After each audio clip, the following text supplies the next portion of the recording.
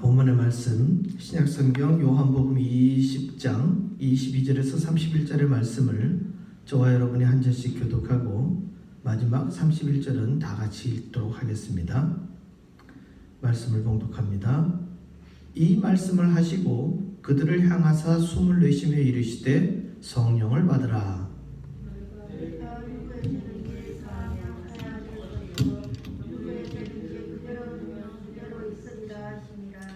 열두 제자 중에 하나로서 디두모라 불리는 도마는 예수께서 오셨을 때 함께 있지 아니한지라.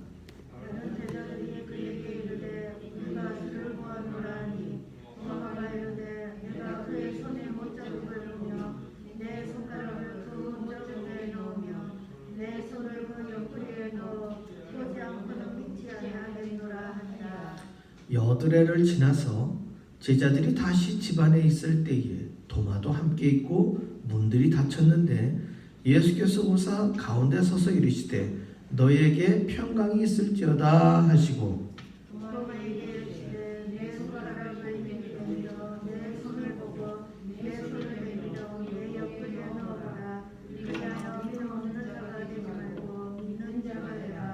도마가 대답하여 이르되 나의 주님이시요 나의 하나님이시니이다. 예수께서 이르시되 너는 나를 본고로 믿느냐 보지 못하고 믿는 자들은 복되도다 하시니라. 예수께서 제자들 앞에서 이 책에 기록되지 아니한 다른 표적도 많이 행하셨으나 오직 이것을 기록함은 너희로 예수께서 하나님의 아들 그리스도이심을 믿게 하려 하며 또 너희로 믿고 그 이름을 힘입어 생명을 얻게 하려 함이니라. 아멘. 오늘의 본문의 말씀으로 생명을 얻게 하려 함이니라 하는 제목으로 오늘 함께 은혜를 나누고자 합니다.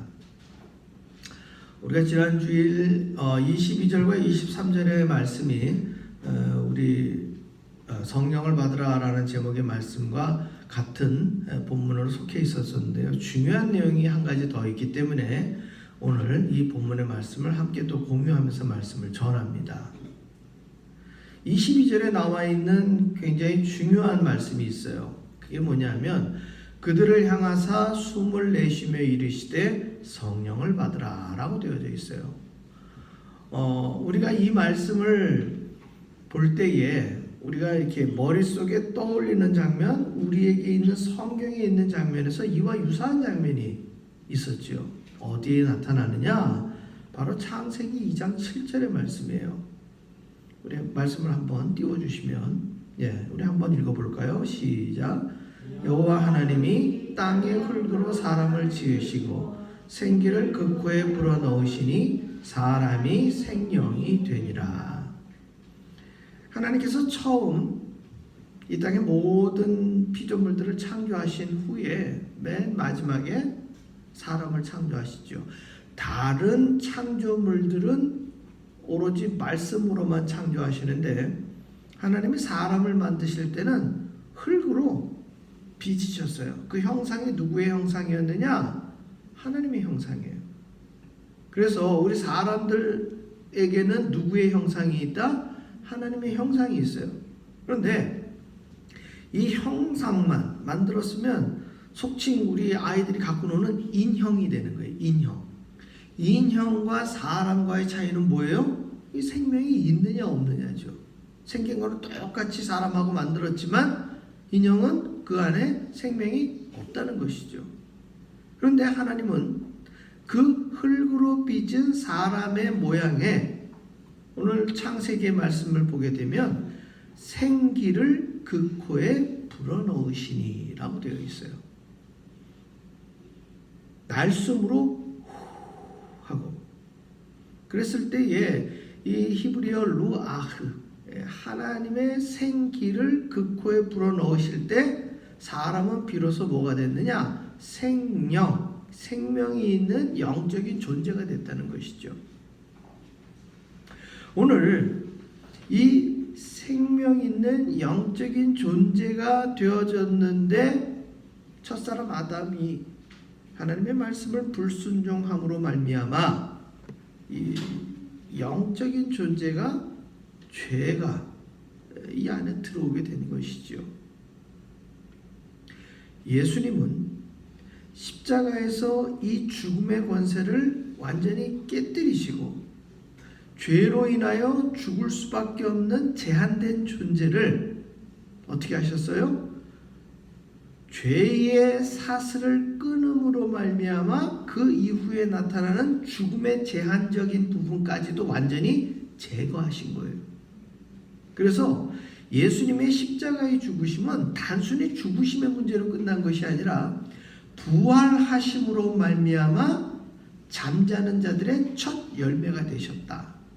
그리고 그 부활하신 주님이 우리에게 첫사람 아담을 지으셨을 때처럼 숨을 내쉬며 성령을 받으라 라고 했을 때 우리가 그 성령을 받음으로 말미암아 저와 여러분의 심령 가운데 성령이 내주하심으로 말미암아 우리는 첫사람 아담이 생명 있는 영적인 존재가 된 것처럼 우리 역시도 새로운 생명, 즉 죄악된 제한된 죽음이라는 제한된 육신을 갖고 있었던 존재에서 죄가 사라지고 죽음이 깨트려짐으로 말미암아 오늘의 본문의 말씀 생명을 얻게 하려 함이라 라고 하는 이 생명을 얻게 되는 거예요.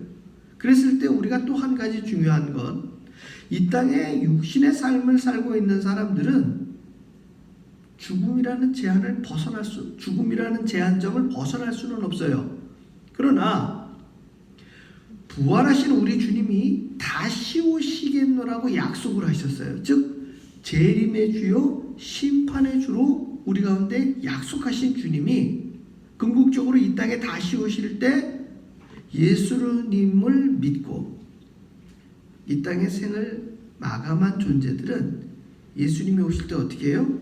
예수님이 무덤에서 부활하신 것처럼 우리 역시도 다시 부활해서 잠자는 자들의 첫 열매가 되신 예수님을 우리가 닮아서 우리 역시도 부활하게 되고 그 부활한 우리들의 이 전체의 영적인 존재가 영생을 얻게 된다는 거예요. 이것이 오늘 22절에 등장하는 그들을 향하사 숨을 내쉬며 이르시되 성령을 받으라 라고 있는 이 한 구절 안에 그리고 오늘 맨 마지막에 오직 이것을 기록함은 너희로 예수께서 하나님의 아들 그리스도이심을 믿게 하려 하며 또 너희로 믿고 그 이름을 힘입어 생명을 얻게 하려 함이니라 라는 이 말씀 안에 압축되어 있는 내용이에요. 특별히 사도 바울의 고백을 한번 봅시다. 우리 고린도 후서 5장 17절의 말씀입니다. 함께 읽습니다. 그런즉 누구든지 그리스도 안에 있으면 새로운 피조물이라 이전 것은 지나갔으니 보라 새 것이 되었도다. 할렐루야. 저와 여러분은 궁극적으로 예수님을 그리스도로 믿을 때에 이전 것은 지나가고 우리는 새 것이 되는 거예요. 그런데 다만 도마의 딜레마가 저와 여러분 안에도 있다는 거예요. 도마의 딜레마는 무엇이었습니까? 자기가 없는 자리에 예수님, 부활하신 예수님이 제자들 가운데 나타나셨단 말이에요. 그래서 그 부활하신 예수님을 보고 또 듣고 그 말씀을 들었던 제자들이 예수님이 부활하셨어 하면서 도마에게 이야기를 했는데 도마는 그 말만 듣고는 예수님을 믿지 못하겠다는 거예요. 자기는 그 예수님, 부활하신 예수님의 손바닥의 못자국과 옆구리의 창자국에 어떻게 봐야 손을 넣고 만져봐야 알겠다라는 거예요. 사실은 믿음이 없는 행위라기보다는 인간적인 우리의 이성적 측면에서 보게 되어지면 굉장히 합리적이고 굉장히 과학적인 부분이에요. 모든 이 세상의 팩트는 뭐에 근거합니까? 사실에 근거하고 증거에 그 기반을 두기 때문이에요. 결국 도마는 그 이야기를 제자들에게 했는데 그 말이 누구에게도 들렸을까요? 예수님도 다 들으신 거예요.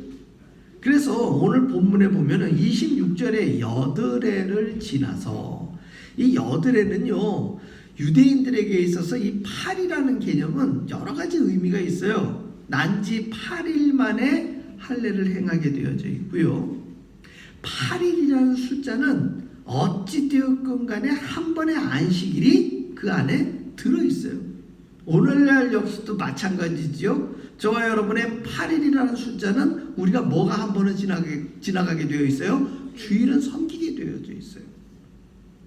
그래서 그 주일날 안식일날 유대인들이 오늘날 그리스도인들이 하는 일은 무엇입니까? 제사요 예배라는 것이죠. 예배는 항상 저와 여러분의 삶 속에서 내가 흡사 내가 주인인 것 같고 내 인생을 내 마음대로 내 뜻대로 사는 것 같지만 우리가 이 예배의 자리를 통해서 제사의 자리를 통해서 누구를 우리가 보게 되느냐? 하나님을. 이 세상 만물의 주인이 누구시다? 하나님을 알게 되고 하나님을 깨닫게 되고 하나님을 다시금 리마인드하게 되는 거예요. 내 인생에 내가 주인이 아니라 하나님이 주인이시다. 특별히 이 21세기를 살아가고 있는 저와 여러분, 예수를 그리스도, 즉 자기 백성을 죄에서 구원할 자, 나의 죄를 구원해 주신, 죄로부터 구원해 주신 분, 그게 그리스도예요. 그래서 우리는 예수가 그리스도임을 믿고 고백하고 찬양하는 것이 우리의 예배의 자리예요. 따라서 이 예배의 자리에서 우리는 하나님을 아버지라 부르고 예수를 그리스도라 고백할 때 우리는 비로소 성령을 받았음을 우리는 확신하는 자리예요. 고린도전서 12장 3절에 보면은 그리스도의 영이 아니고서는 하나님을 아버지라 시인할 수 없고 예수를 그리스도라 고백할 수 없다라고 명백히 기록하고 있어요. 그러니까 성령을 받으라 했을 때 우리는 아멘 했는데 이게 느낌이 없단 말이에요.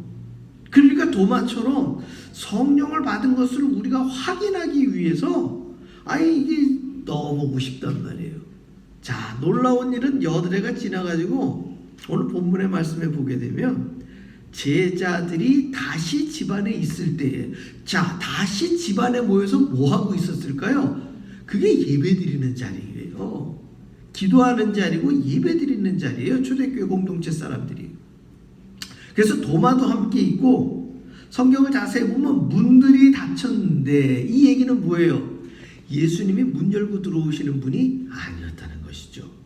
예수께서 오사 가운데 서서, 자, 성경은 가운데 서서라고 되어 있는데 이게 누구 앞에 섰을까요? 이게 도마 앞에 서 있는 거예요. 도마 앞에 딱 서서 예수님이 딱 우리 한국 사람 말 표현으로 한다면 두 마디 하셨어요. 너 봐. 딱 앞에 서서 너 봐. 도마가 자기 앞에 서서 내 손가락을 이리 내밀어 내 손을 보고 너의 손을 내밀어 내 옆구리에 넣어보라. 이렇게 얘기하신 거예요.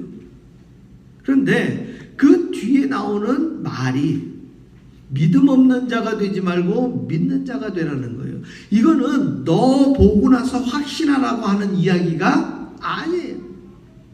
너 보지 않더라도 함께 예수님과 공생애를 보냈던 제자들의 그 증언만으로도 뭐 하라는 얘기냐? 믿으라는 얘기죠.